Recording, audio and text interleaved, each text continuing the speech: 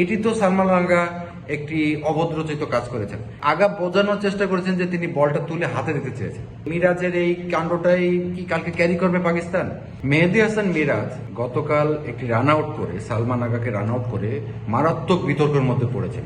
মেহেদী হাসান মিরাজ যখন Salman আগাকে run out করেন তখন কি উনি টেন্সে ছিলেন অতটুকু সময়ের মধ্যে? একটা ব্যাপার হচ্ছে উনি দেখছেন যে নন স্ট্রাইকের ব্যাটসম্যান উইকেটের বাইরে, তাহলে উনি স্বাভাবিকভাবে বলটা নিয়ে স্টাম্পে মেরেছেন। আগা বোঝানোর চেষ্টা করেছেন যে তিনি বলটা তুলে হাতে দিতে চেয়েছেন।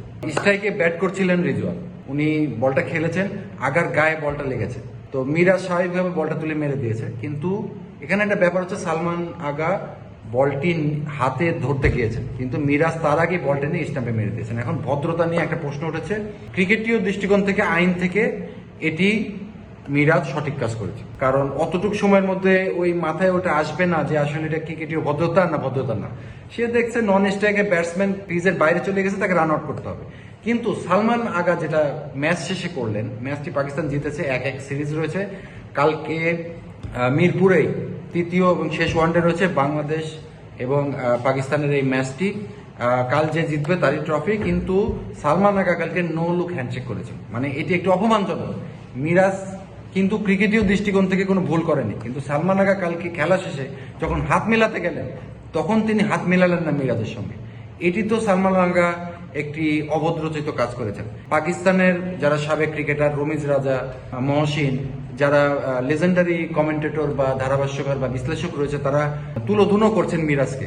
কিন্তু সালমান আগাও তো মিরাজের কাছে এক্সপ্লেন চাইতে পারতেন, তিনি আলোচনা করতে পারতেন, ডিবেট করতে পারতেন। সেটি না করে তিনি হাত মেলালেনই না, মানে মেলালেন যাও, তাকালেনই না মিরাজের দিকে। তো এই যখন পরিস্থিতি, কালকে একটা ঘিয়ে আগুন ঢালার মতো পরিস্থিতি হবে যে মিরাজের এই কাণ্ডটাই কি কালকে ক্যারি করবে পাকিস্তান? মানে একটা ব্যাপার হচ্ছে যে এই রান আউটটা কি ভুলতে পেরেছে পাকিস্তান, বা সালমান কি রান আউটটা ভুলতে পারবে? যদিও পাকিস্তান ম্যাচটা জিতেছে, বাংলাদেশের ব্যাটসম্যানরা যে ফ্লপ করলো এটা নিয়ে কিন্তু কেউ কোনো কথা বলছে না। মিরাজ রান পায় নাই এবং বাংলাদেশের শান্ত 0 রান আউট হয়ে গেছে। শান্ত আজকে প্রচুর প্র্যাকটিস করতেছে, কালকে উড়াই ফেলবে এরকম একটা ভাব। সব মিলে আমার কাছে মনে হচ্ছে মিরাজের এই কাণ্ডই কি পাকিস্তানকে কাল রসদ যোগাবে, না বাংলাদেশ আবার প্রথম ওয়ানডের মতো কামব্যাক করবে, না কামব্যাক করবে এবং ম্যাচটি জিতে বাংলাদেশ সিরিজ নিশ্চিত করে ফেলবে।